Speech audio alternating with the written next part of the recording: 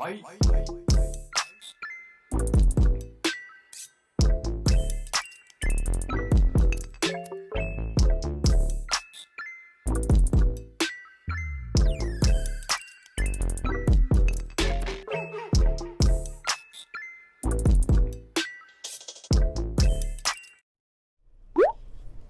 hello there.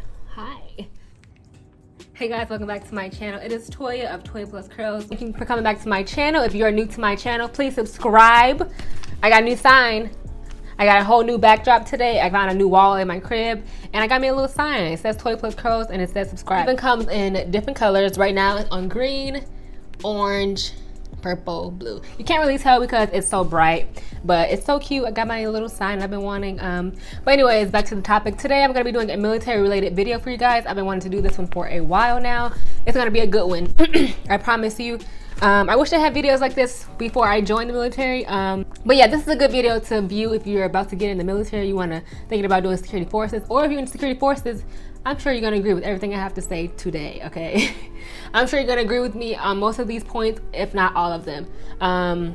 Like I said, it's a military related video. I'm gonna be talking about pros and cons of security forces, okay? I've been in for about a little over 8 years, so I know, you know, this is not new to me. This is not a new rodeo. I've been doing this for a while, so I'm able to formulate in my mind what I think the pros and cons of security forces are. And there's plenty for both sides, but we're gonna talk about a few of those today. But first, if you're not subscribed to my channel, here is a reminder throughout the whole video to subscribe to me, girl. If you like my videos, if you watch more than one of my videos on my whole channel, I think you just need to subscribe. I'm just saying. Subscribe to your girl, help me out. Also, leave me some comments below what you want to see more of, what videos you want to see next. Leave me some comments. Like this video, of course. Don't forget to like it. I'm watching you. And hit that notification bell to be notified when I make more videos, okay? So, let's get right into it. Let me just say this. This is a disclaimer. I am not discrediting or bashing security forces at all. I'm simply stating what I think the pros and cons of this job is or are. So don't come under my comments bashing. Don't come under my comments with the negativity, because you will be berserk. Because some of y'all be negative Nancy's in my comments, and I do not like that. Y'all can have criticism, y'all can have constructive criticism about the job, and you know, actually tell your experiences. But if you're gonna be a negative Nancy, I'm gonna give you the boot. I'm letting you know that now. So this is not to bash security forces at all. It's just simply to, you know, say what I like and what I don't like about it. So you guys have a feeling, if you're new to security forces, of what you can experience or what you can expect. I'm sorry. What else was I gonna say? And with that, I feel like all jobs in the military or not in the military, it has their pros and cons to them. So it's with all jobs. No job is perfect 100%. Roses and daisies or whatever. There's also bad things people might like about him. So I'm here to tell both sides of the story today. So let's start out with the cons. We're gonna start out with the cons because I want to end on a good note. I want this video to end on a great note today. So no particular order. I'm just gonna say what I think is not so great about security forces. Let's start out with the first one. So when you first get into security forces, you will be at the gate, child. I'm sorry, you will make your way to the gate and work your way up. That is just how it goes. No one in the military is going to be coming in brand new, getting on patrol, riding around, getting it, and then BDOC or armory or nothing like that. So everyone has to start at the gates. So the gates, what you pretty much do, you monitor traffic entering and exiting the installation, and it's your job to let people on who has their credentials. Okay, so that's a pretty big job. And with that comes, you got to work at the gate. There is the weather conditions varies at whatever location you're at. You can be literally at the gate when it's raining like hell, when it's snowing like hell, when it's a tornado, when it's a tsunami outside. You're gonna be still at the gate. Trust me, you're gonna be still working at the gate because your job is needed. You are the entry control point to the installation. Without it being open, no one can get on and off base. People have to go to work. People need to go to their home of residence. People need to go shop on base or whatever they have to do. So the ECP has to be manned 24 hours of the day, all day, 365. So someone has to be there. So that's security forces. That is the part that I think sucks about security forces. I can remember being at the gate when it is snowing like crazy, it is raining like crazy. I would just be sitting there with my little rain gear on, just mad as hell. Mad. Somebody come up to the gate talking about some stay dry or stay warm. I'm just like, if you don't get the hell out of my vision, go right now. So I think that's one of the worst parts of security forces. But you don't be at the gate your whole career field. You work your way up, like I said. So next position you will have is patrol. You riding around the patrol vehicle, writing tickets, enforcing traffic codes, stuff like that. But expect to be at the gate for a majority of the time when you first get in. You got to learn how to monitor the gate. Okay, so you got to learn that and perfect that job first. So yeah, weather conditions at the gate is something you have to deal with. So get ready for that.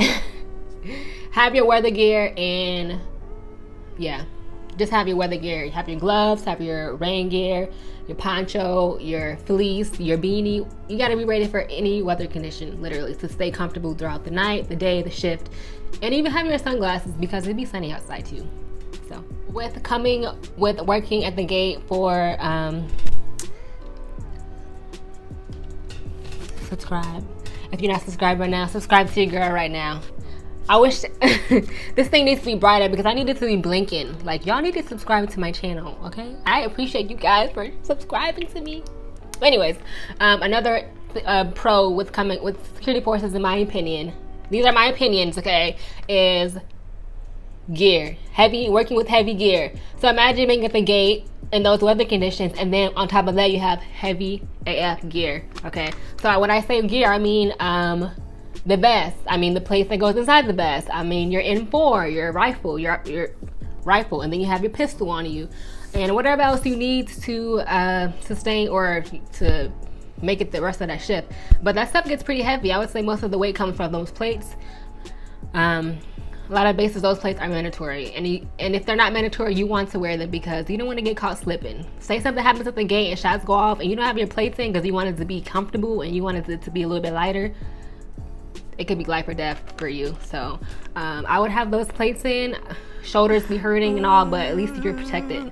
If you guys want to see a video on my gear that I have for security forces and what you're required to bring to work, I will link that down below in the bio.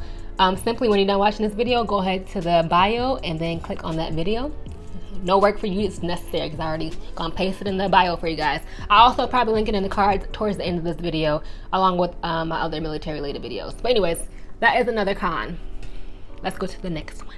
Next one is being called in on your days off, okay, which no one likes. When we're off, we want to be off work and not have to come in.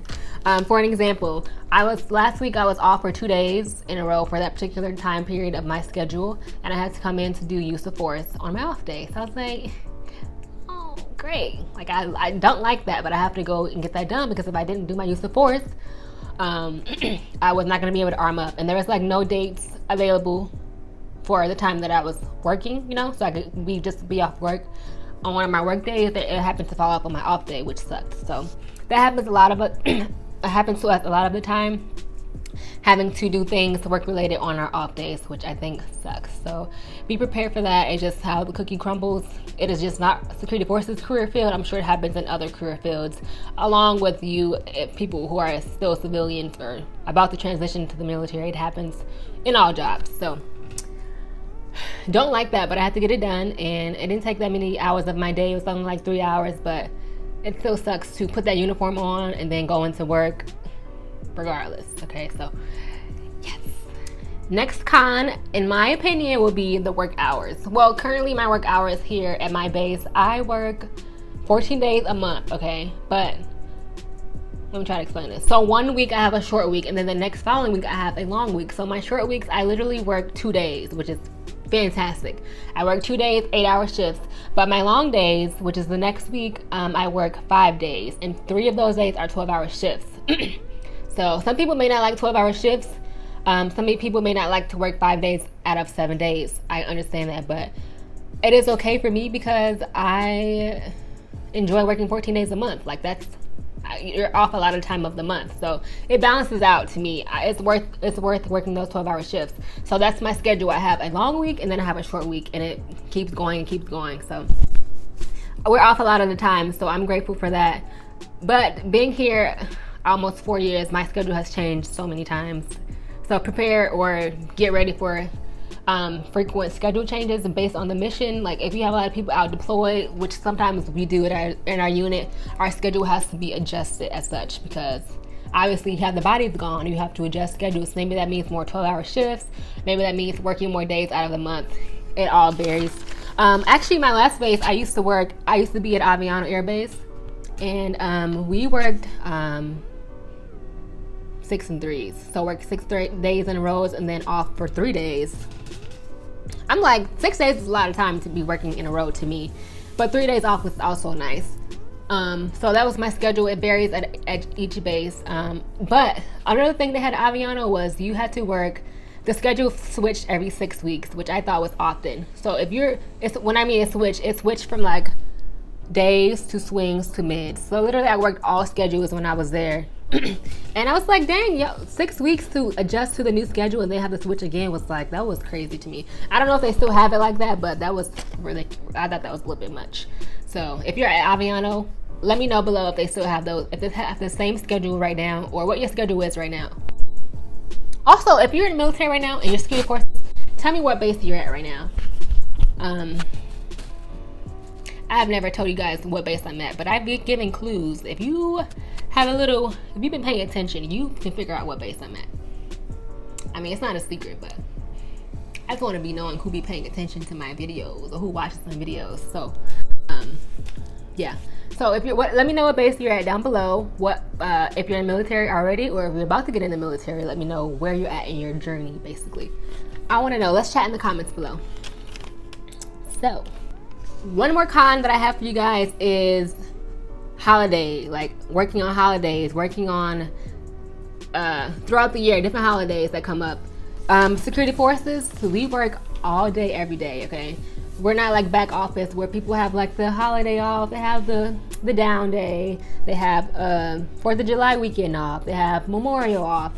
If your schedule falls on that work day, you're gonna be working, period. Don't matter. Unless you wanna pre-put in leave for the designated holiday that you want off. That's the only way you'll have it off. Yeah, if you don't request it off, you're gonna be working. Or if your schedule happens to fall where you're off on that particular holiday, good on you. That's lucky. I've had that. I've actually 4th of July weekend I was off. It happened to be that I was off already. And I've had a couple off days that just fell on my off days that I was off. But there were some holidays that I was like, dang, I wish I had that off. Or dang, like I wish I was able to put in leave for that. So it just depends. If you want a holiday off, I would get with your supervisor to request that off in advance. Get on that. For holiday schedules, I would say around Christmas and Christmas and New Year's schedules. I've literally every year that I've been in security force, we had a schedule where you can request to work Christmas or work for New Year's. Okay, so if you want to work Christmas or New Year's, you have to work maybe like 7 days, 6 days in a row. But you would get the other holiday off that as many days as you worked for Christmas or New Year's. So, example, I always request off for New Year's because I prefer New Year's off. So I would work Christmas probably about 6 days, and like a couple days before Christmas, a couple days before after Christmas, totaling about 6-7 days working nonstop. So those people who wanted Christmas off could be off for that time period that I'm working. But I request for New Year's off. So those people who had Christmas off is going to be working that New Year's schedule, if that makes sense. So every year I've never had a problem with requesting whatever day I want off. I feel like every unit seems to have a schedule that they have for New Year's and Christmas for cops. I think most of you can attest to that. If you're security forces, you had a choice of whichever you wanted off, and you most likely got it if manning permitted. So those were the cons that was my opinion. If you agree with those cons, let me know. I don't think those were the worst cons. I think those were pretty understanding, pretty bound to happen with the security force. Alright guys, let's move into some pros of security forces, okay? It is not all bad. And if people tell you that it's all bad, I don't agree with them. Don't listen to them. Some pros I would say is job opportunities and post rotation. So remember I said how you will start off at the gate when you're a new airman or new to security forces. I've seen that you get post rotations, like at my base particularly. Even though your main priority is working at the gate, you'll be at the gate most of the time, but you do get post rotations to relieve, just to relieve you being at the gate every dang day. So Like here at my base, sometimes you ride alphas on patrols, or you're working in like an alternate or an alpha at like the alternate B-Dock or something like that, just to get you out of, you know, just to get you inside every now and again and keep you sane. So post rotations definitely help with morale, because if you're at the same position, same post every single day, it can be a little bit depressing. And like, so if you security forces, there are also different job opportunities within security forces. Okay, you're not confined to just subscribe. Hey, if you're not subscribed, subscribe to your girl right now. Leave me a comment, like below. Do all of that for me. Yeah, stay a while. I want you to watch more videos after this too, so subscribe to me. Okay, back to the video. Job opportunities. So you have different job opportunities within security forces. So like if you're on flight, if you're an airman, you can maybe do armory, where you distribute and, you know, take back the weapons to people arming up for posts and stuff. That's a cool job. I've never worked that job, but just never had the chance to do that. Or you can work, I did confinement before. I used to work in confinement. I worked at a level 1 facility on Lackland Air Force Base. So I worked at confinement, and it was a pretty cool job. I worked there for like 9 months. So that was different aspect of the security forces. I learned different things that people on flight may not have learned because they stayed on flight, you know what I'm saying? So that was a pretty cool job. I was happy to experience that. And you just learn a lot more in different aspects of the position in security forces, I would say, when you get other jobs outside of flight. So other job opportunities I mentioned was the armory. You can do that. Confinement is a cool gig. Also other jobs within the security forces, like you can do S1, which is like commander support staff, EPR, helping out with stuff like that. Scheduling. You can do S2.